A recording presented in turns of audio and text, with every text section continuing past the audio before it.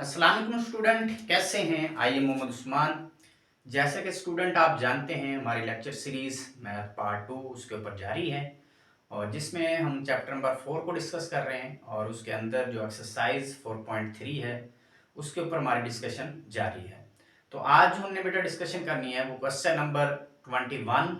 उसका first part हमने कर लिया था प्रीवियस लेक्चर्स में और उसके बकिया पार्ट्स की तरफ जाना है और देन क्वेश्चन नंबर 22 की तरफ जाना है। ठीक है, तो आइए बेटा डिस्कशन करते हैं क्वेश्चंस को।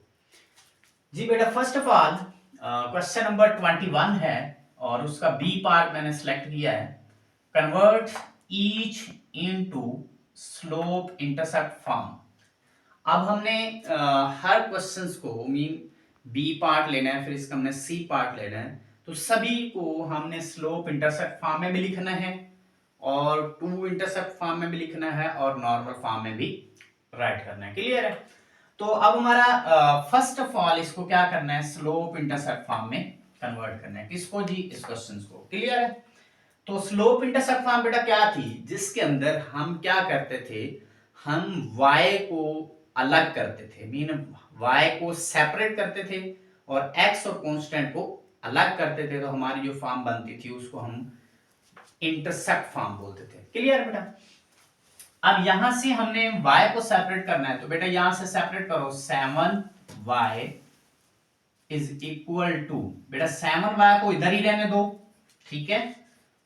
4x को दूसरी साइड पे लेके जाओ बेटा, तो ये 4x नेगेटिव का बन जाएगा और ये -2 दूसरी साइड पे जाएगा तो पॉजिटिव का 2 बन जाएगा। क्लियर है बेटा? यहां तक कि हमने क्या किया बेटा, y को सेपरेट कर दिया, बाकी टर्म को दूसरी साइड पे लेके गया। क्लियर है?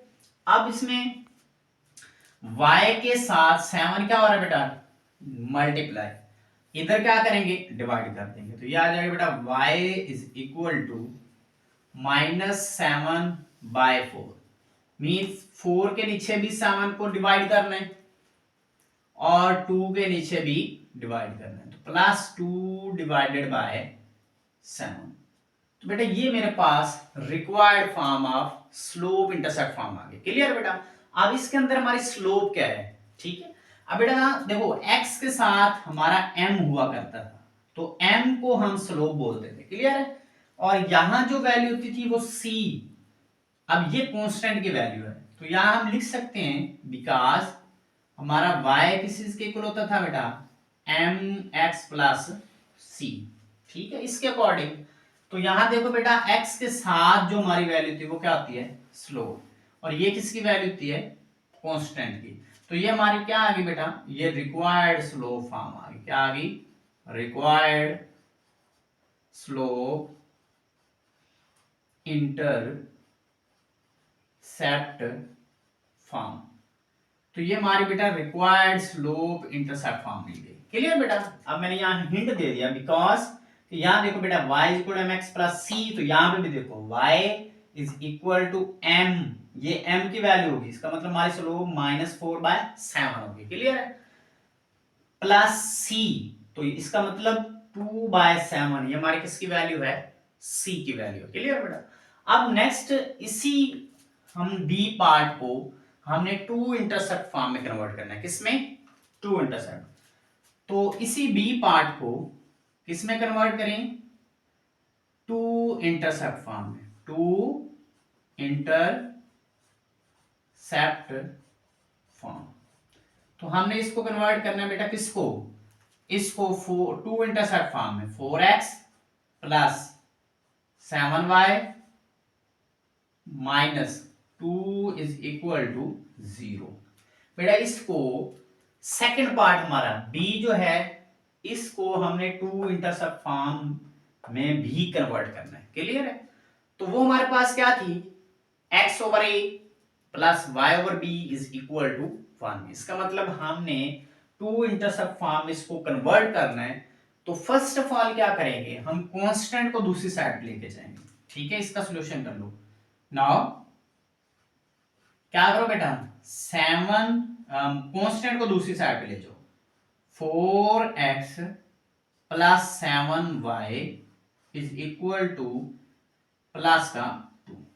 ठीक है, तो बेटा याद करें टू इंटरसेप्ट फॉर्म में हम क्या करते थे, हमें लेफ्ट साइड में 1 चाहिए होता था। ठीक है, अगर आपने प्रीवियस लेक्चर बेटा नहीं सुना तो उसको आपने सुन लेना है। उसके अंदर मैंने इन डिटेल बात की थी कि टू इंटरसेप्ट फॉर्म में हमारे पास इधर 1 होता है। इसका मतलब यहां 1 बनाने के लिए हमें क्या करना पड़ेगा, इधर 2 है तो दोनों साइड पे 2 पे क्या करना है, डिवाइड करना है। तो क्या करो, divided by 2 on both side, दोनों साइड पे 2 पे क्या कर दो, डिवाइड कर दो। यहां डिवाइड करेंगे बेटा तो 4x डिवाइडेड बाय 2 और 7 के नीचे अलग डिवाइड कर दो 2 पे, इंटू y और 2 को 2 के नीचे अलग डिवाइड।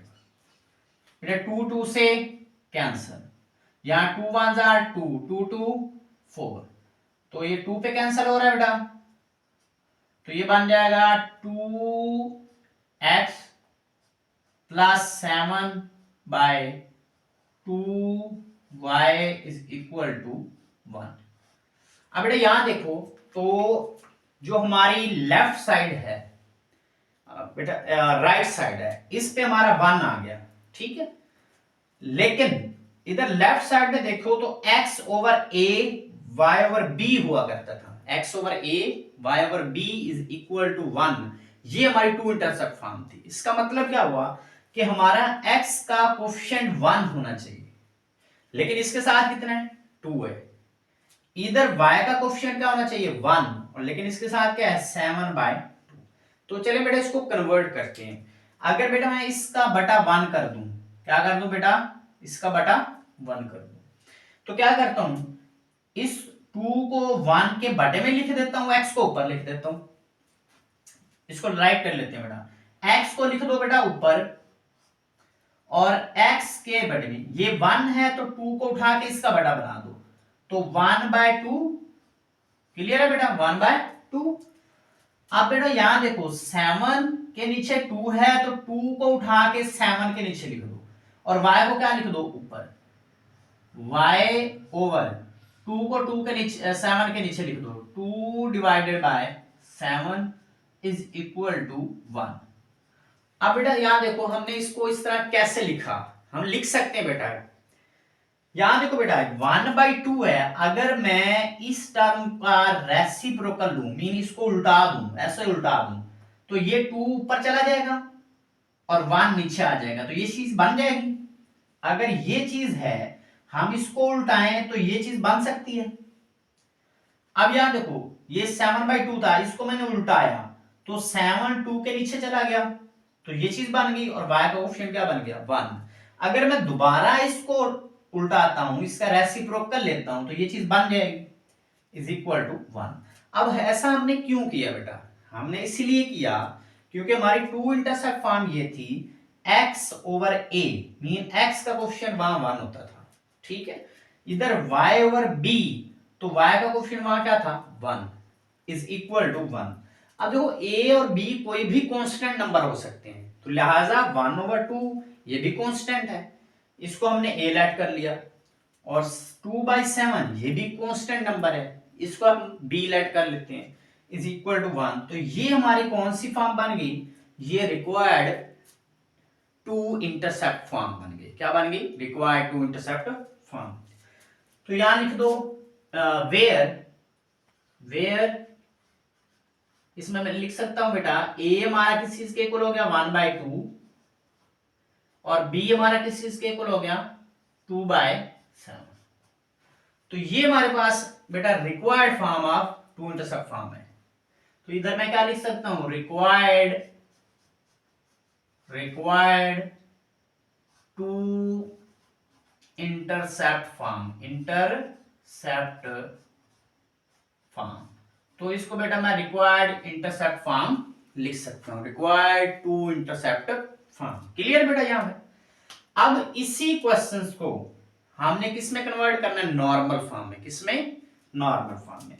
तो थर्ड पार्ट है इसका कि हम इसको नॉर्मल फॉर्म में कन्वर्ट करना है। इसमें बेटा normal form, normal form. Clear है?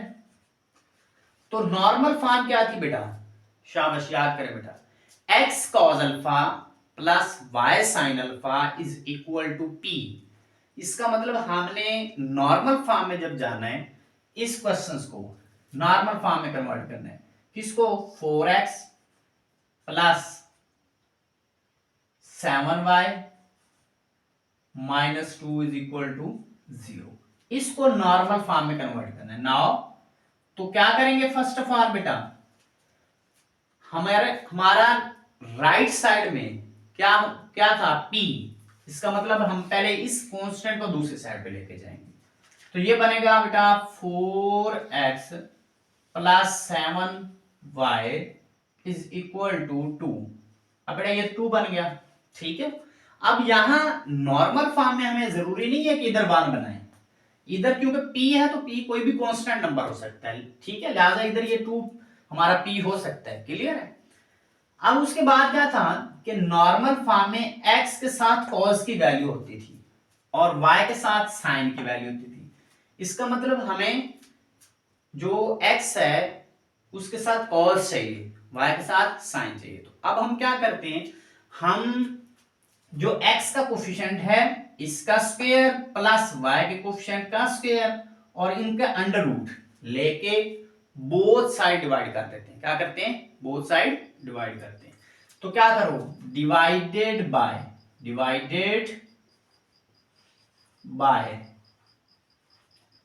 देखो x का कोफिशिएंट कितना है बेटा? 4।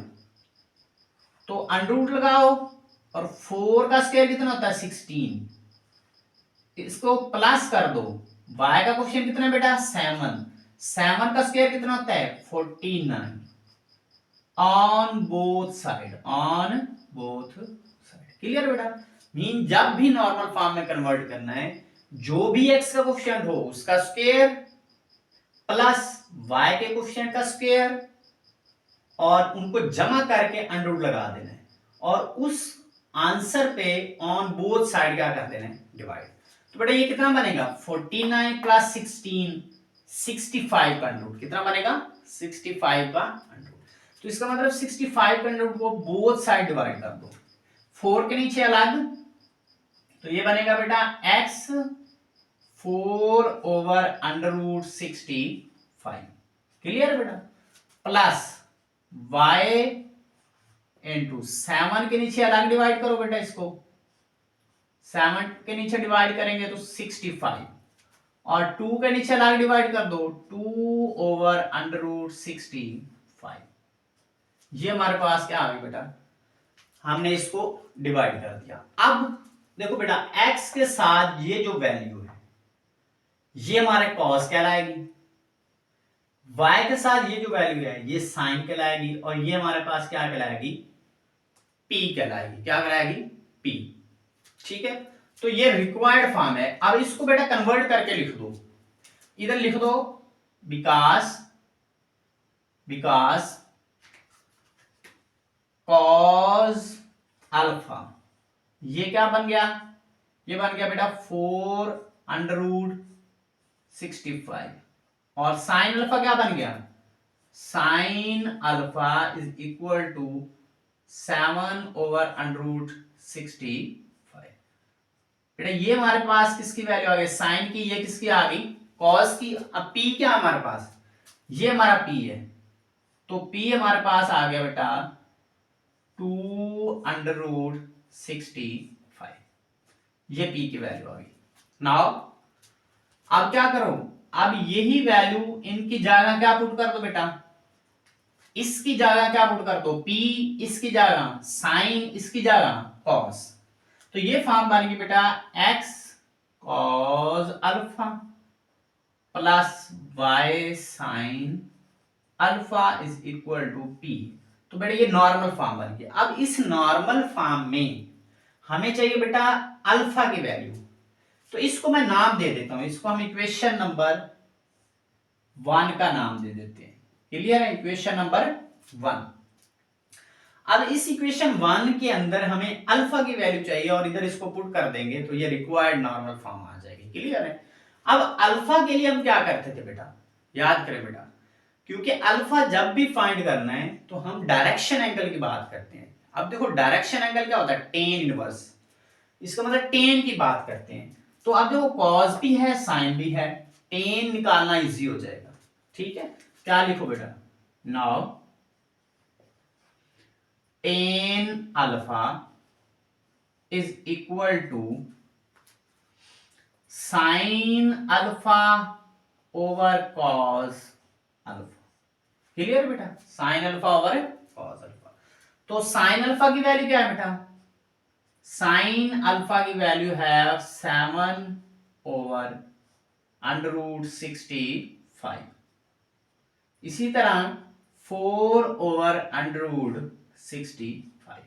तो ये हमारे पास किसकी वैल्यू आ गई, कॉस की। अब इसको कैंसल आउट करें, 65 से कैंसल, तो ये हमारा आंसर क्या आ गया बेटा, ये आंसर आ गया tan alpha is equal to 7/4। 7/4 clear बेटा। अब अल्फा निकालना है तो टेन को क्या करेंगे, इनवर्स कर देंगे। Alpha is equal to tan inverse 7/4।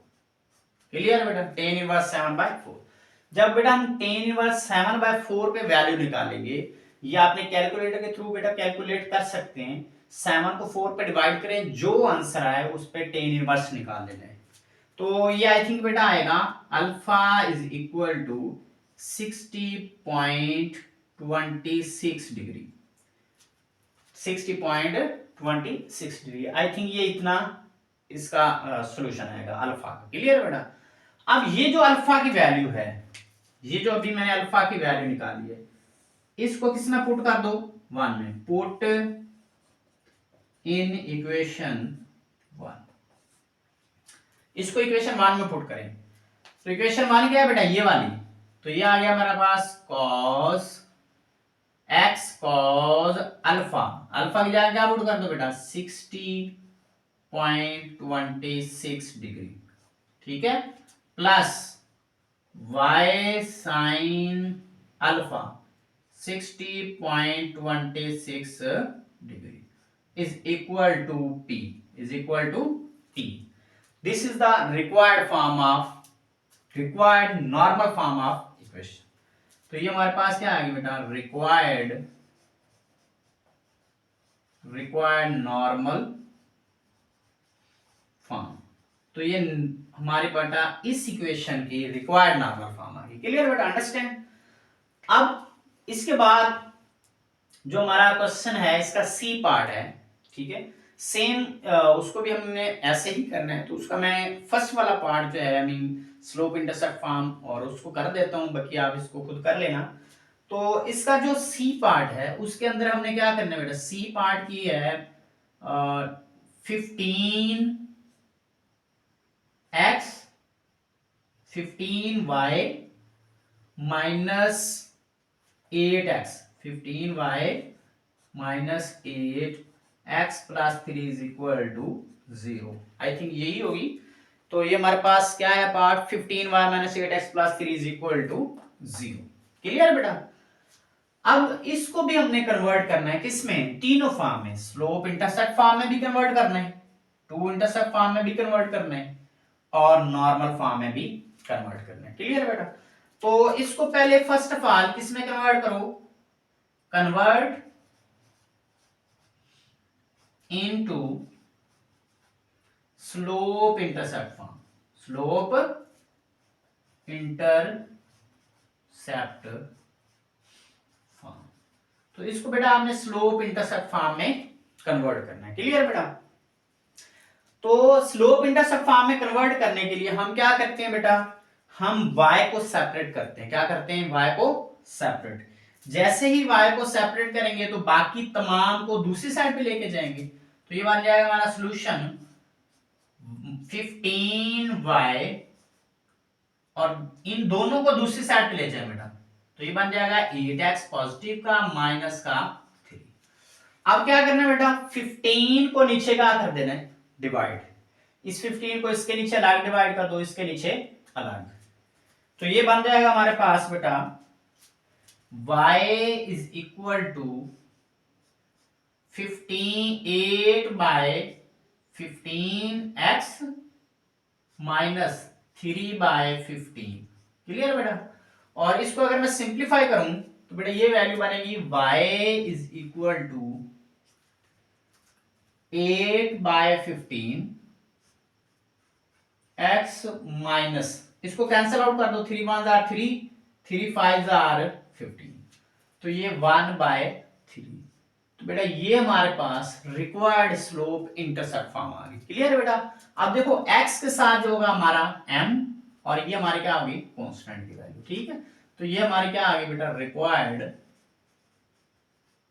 Required slope intercept form, slope intercept form. Clear बेटा। इसी तरीके से बेटा हम इसको टू इंटरसेप्ट फॉर्म में भी कन्वर्ट कर सकते हैं। ठीक है, तो इसको टू इंटरसेप्ट फॉर्म में कन्वर्ट करने के लिए क्या करेंगे बेटा, इसी क्वेश्चन को हम इसी इक्वेशन में थोड़ा सा चेंज ला सकते हैं, बट इसको हम लिख लेते हैं, इसको टू इंटरसेप्ट फॉर्म में कन्वर्ट करना है। ठीक है, इसी पार्ट को now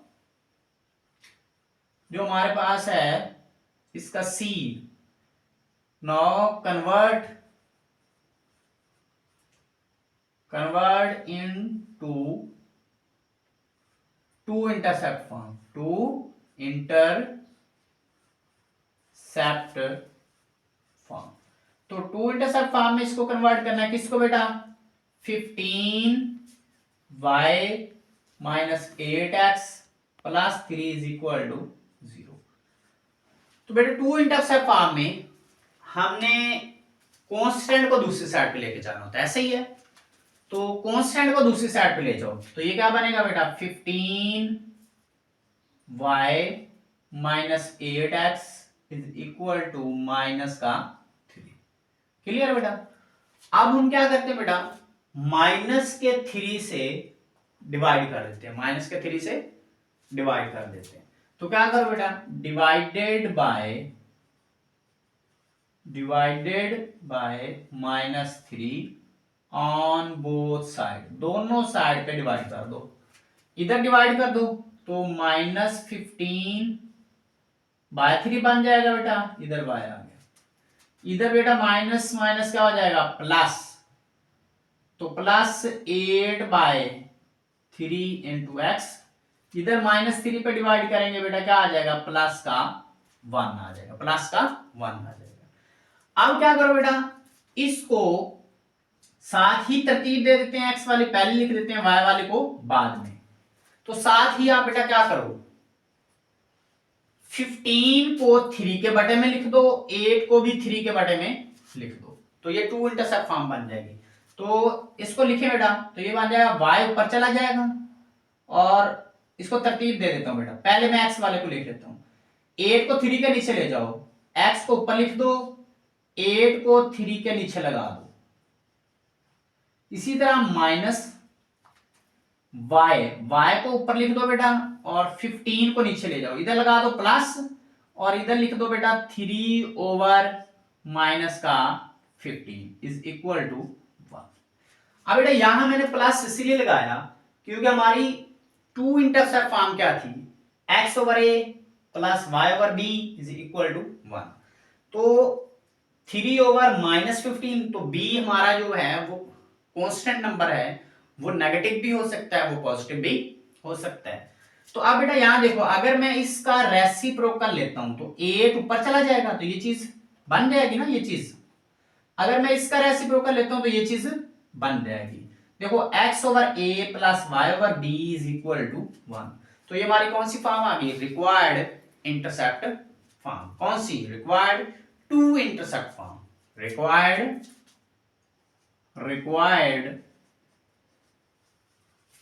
to intercept form, intercept form. तो ये हमारी बेटा रिक्वायर्ड टू इंटरसेप्ट फॉर्म आ गई। अब इसके अंदर बेटा a जो है हमारा 3 ओवर 8 ये a होगा, और 3 ओवर -15 ये b की वैल्यू है। ठीक है, तो ये हमारी क्या आ गई, रिक्वायर्ड टू इंटरसेप्ट फॉर्म। तो जो बेटा इसको हमने कन्वर्ट करना है नॉर्मल फॉर्म में, तो सेम जैसे मैंने ये क्वेश्चन नंबर जो बी पार्ट है इसको कन्वर्ट किया, सेम एज इट आप ये इसका प्रोसेस कर सकते हैं। नॉर्मल को हम इसको कैसे निकालेंगे, क्लियर बेटा। अब इसके बाद है क्वेश्चन नंबर 22। अब क्वेश्चन नंबर 22 में हमने चेक करना है whether the two lines parallel, perpendicular, neither parallel nor perpendicular. अब ये बेटा बात हम पहले भी कर चुके हैं कि कब दो लाइन पैरेलल होती हैं, कब दो लाइन परपेंडिकुलर होंगी। अगर वो पैरेलल भी नहीं है, परपेंडिकुलर भी नहीं है, तो फिर हम कहेंगे ना तो वो पैरेलल है ना तो वो परपेंडिकुलर है, क्लियर बेटा। तो इसके लिए हमने क्या किया था, इसके लिए हमने लाइन, अगर हमारे पास दो लाइन होती थी L1 और L2, तो उनकी स्लोप्स जो होती हैं अगर इक्वल आ जाती हैं तो हम कहते हैं कि वो दोनों लाइन पैरेलल होंगी। अगर हम कहते हैं दोनों लाइन की स्लोप वो अगर उनका प्रोडक्ट -1 आ जाता है तो हम कहते हैं कि वो लाइन एक दूसरे के ऊपर परपेंडिकुलर होगी, क्लियर है। तो फर्स्ट ऑफ ऑल बेटा ये लाइंस हैं, अब हम लाइन से स्लोप कैसे निकालते हैं, क्लियर है बेटा। तो इसका एक सिंपल सा फॉर्मूला है बेटा, यहां देखो, तो यहां मैंने टू इंटरसेप्ट फॉर्म, यहां देखो y intercept form y is equal to mx plus c। असल में ये बेटा एक लाइन है, क्या है, लाइन। इस लाइन को देखा जाए तो हमारे पास x के साथ जो वैल्यू होती है वो हमारा स्लोप होती है, क्या होती है, स्लोप। और ये हमारा क्या होता है, c, ठीक है। तो इसी तरह अगर मैं एक जनरल इक्वेशन लूं, क्या लूं बेटा, एक जनरल इक्वेशन, मैं इसका थोड़ा सा प्रोसेस यहां करके आपको बता देता हूं बेटा, ठीक है। अब इसमें देखो इसकी लाइन अगर हूं आपके पास तो आपने स्लोप कैसे निकालनी है, ठीक है। तो मैं एक जनरल लाइन लेके और आपको एक फॉर्मूला निकाल के बताता हूं, देन कोई भी लाइन हो आप उसकी स्लोप निकालना चाहे तो निकाल सकते हैं। यहां देखो बेटा मैं एक लीनियर लाइन लेता हूं, लेट कर लेता हूं कि मेरे पास in general ax plus by plus c is equal to 0। ये मेरे पास कोई जनरल लीनियर इक्वेशन है, क्या है, जनरल लीनियर इक्वेशन। अब इसके अंदर मैंने स्लोप निकालना है, क्या निकालना है इसका, अगर ये एक लाइन है ना, लाइन भी कह सकते हैं, ठीक है। तो एक जनरल इक्वेशन है, इससे हमने स्लोप कैसे निकालना है, ठीक है। अब इससे बेटा हम स्लोप ऐसे निकालेंगे, पहले इसको हम स्लोप इंटरसेप्ट फॉर्म में कन्वर्ट करेंगे, जैसे हमने फर्स्ट क्वेश्चन किया बेटा ये वाला, इसको स्लोप इंटरसेप्ट फॉर्म में कन्वर्ट करो। तो क्या करें, बी वाई को इधर रहने दो और बकिया को उधर ले जाओ, -x माइनस का c हो जाएगा, क्लियर है बेटा। स्लोप इंटरसेप्ट फॉर्म में कन्वर्ट कर रहे हैं किसको, जनरल इक्वेशन को, ठीक है।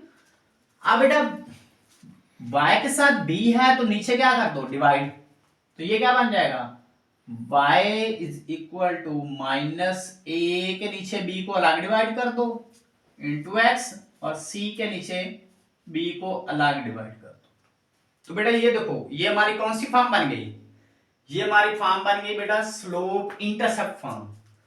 तो अगर यहां देखा जाए तो बेटा ये इतनी वैल्यू जो x के साथ होती है, यहां चेक करो बेटा, मैंने अभी कहा है जो x के साथ होता है वो हमारा स्लोप होता है, क्या होता है, स्लोप। इसका मतलब हमारा m किस चीज के इक्वल आ गया, m इक्वल टू -a/b, ये हमारा क्या आ गया बेटा, स्लोप।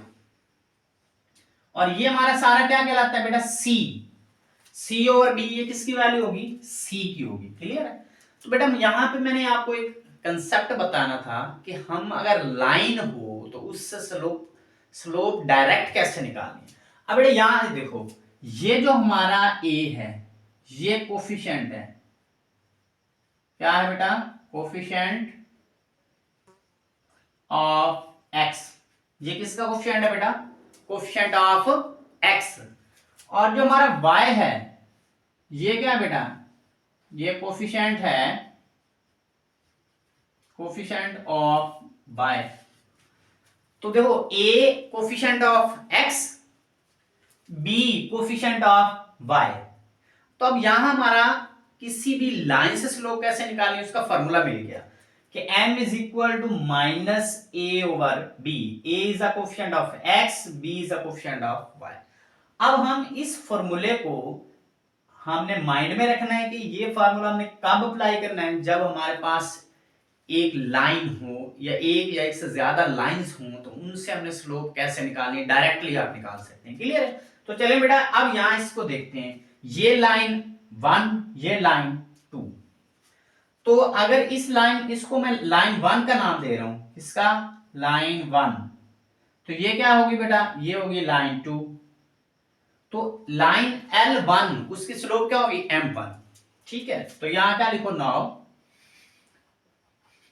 L1 लाइन उसकी स्लोप को किससे डिनोट करेंगे, M1 से।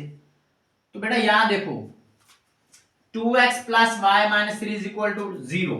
तो इसका अभी फॉर्मूला निकाला है, माइनस ए ओवर बी। किसी भी लाइन की स्लोप का निकालने का फॉर्मूला क्या है, अभी निकाला है, माइनस ए ओवर बी। तो यहां देखो a किसका कोफिशिएंट है, x का। तो यहां देखो x का कोफिशिएंट कितना है, 2। तो यहां देखो ये माइनस, तो फॉर्मूले क्या है, माइनस, और x का कोफिशिएंट कितना है, 2। तो इधर क्या लगा दो, 2 लगा दो। क्लियर बेटा? अब b किसका कोफिशिएंट है, ये देखो b कोफिशिएंट ऑफ y। तो y कितना है हमारे पास, इधर y का कोफिशिएंट कितना है, 1। तो इधर बटे में क्या लिख दो, 1। तो ये मेरे पास बेटा स्लोप आ गई m1 इज इक्वल टू -2। ठीक है बेटा, क्लियर है? m1 की स्लोप आ गई -2। अब हम निकालो बेटा L2 की स्लोप, किसकी, L2 की। नाउ हम इसको लिख सकते हैं, now L2 is equal to M2। Mean L2 की स्लोप किस किस क्या डिनोट कर दिया हमने, L2 की स्लोप को M2 से डिनोट कर दिया। तो इसका फार्मूला क्या आता है, वही वाला formula, minus A over B. अब हमने किस लाइन को देखना है, L2 लाइन को, सेकंड लाइन। इसको देखो बेटा, x किस, a किसका कोफिशिएंट है, x का। तो यहां x का कोफिशिएंट कितना है, 4। तो इसकी जगह क्या रख दो, 4 माइनस, ये फॉर्मूले का है, तो इधर कितना आ जाएगा, 4 डिवाइडेड बाय b। देखो बेटा y का कोफिशिएंट कितना है, 2। तो b की जगह क्या रख दो, 2। अब इसको क्या करो बेटा, divide, m2 is equal to 2 1 जा 2, 2 2 4। तो ये कितना आ गया बेटा, माइनस का 2। बेटा यहां देखो ये स्लोप m1 L1 की, ये m2 स्लोप किसकी, L2 की। अब दोनों की स्लोप क्या है बेटा, L1 लाइन, L2 लाइन, इनकी स्लोप आपस में बराबर है। देखो बराबर है ना, मीन इक्वल है।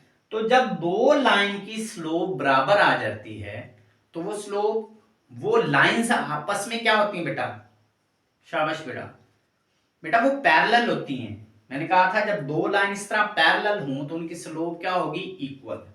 तो इसका मतलब हम यहां लिख सकते हैं, सो क्या लिख सकते हैं, so L1 and L2 lines are parallel. ये साइन बेटा पैरेलल का है, तो दोनों लाइंस क्या हो गई, पैरेलल हो गई। क्लियर है? चलिए मैं लिख देता हूं बेटा, तो दोनों लाइंस क्या होंगी बेटा, पैरेलल, आर पैरेलल। क्लियर है बेटा? So L1 and L2 lines are parallel. तो ये क्या होगी बेटा, पैरेलल होगी। क्लियर? तो अब इसको मैं रेज कर देता हूं। ठीक है, एक और क्वेश्चन को डिस्कस कर लेते हैं।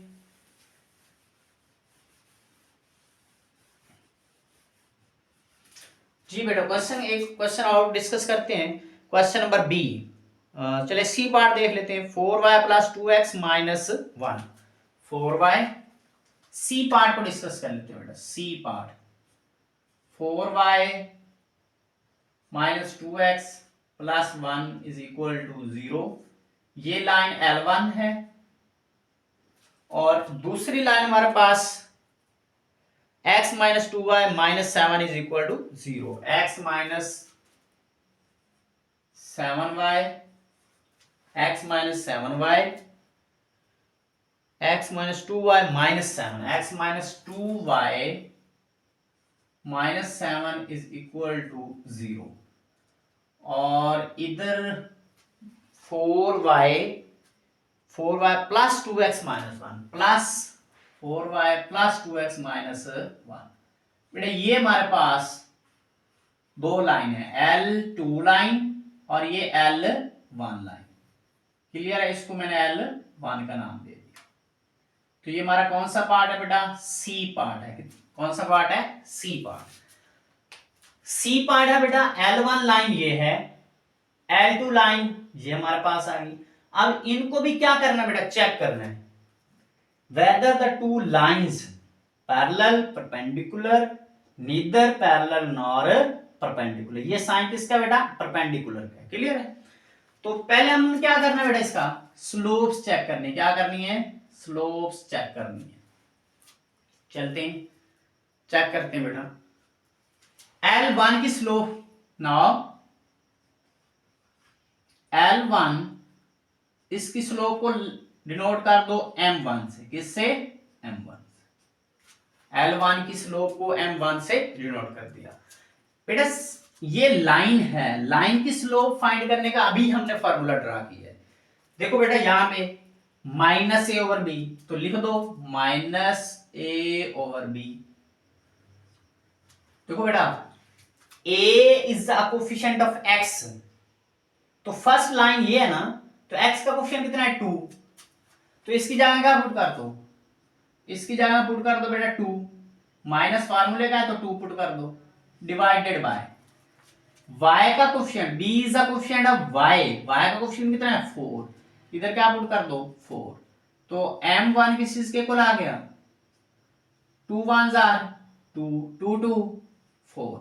तो ये आ गया बेटा -1/2, -1/2। क्लियर बेटा? तो ये स्लोप आ गई L1 की। किसकी आ गई? L1। इसको सर्कल कर दो बेटा, ये हो गया। क्लियर है बेटा? अब स्लोप फाइंड करनी है L2 लाइंस। तो क्या करो? Now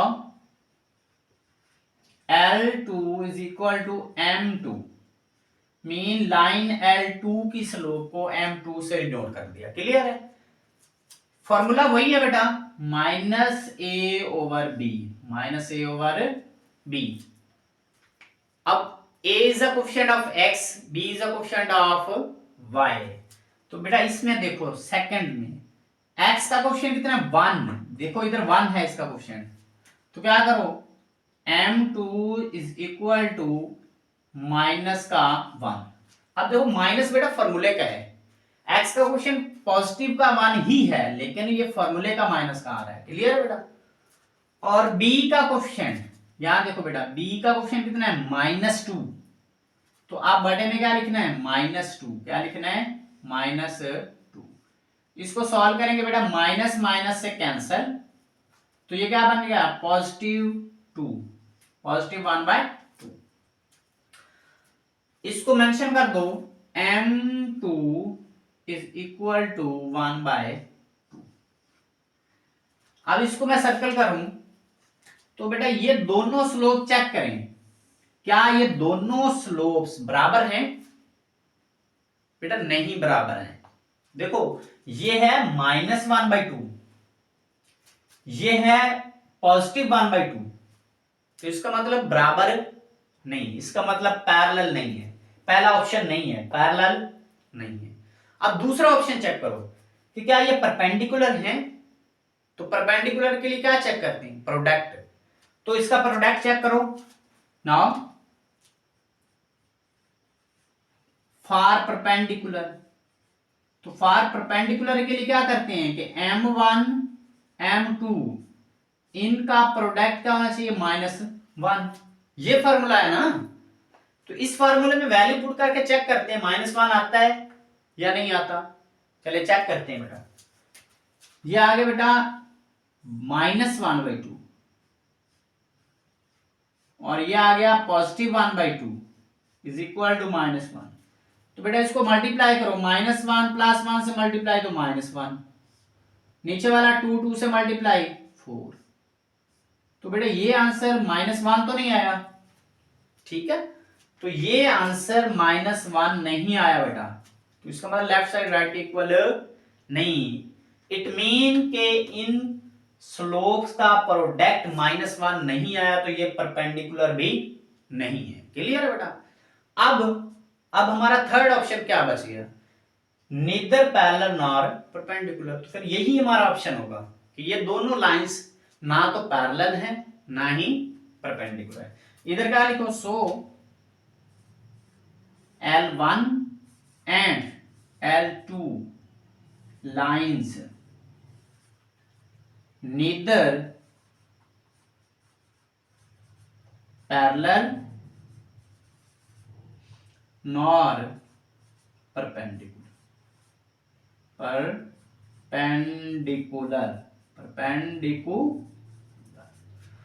So L1 and L2 lines neither parallel nor perpendicular।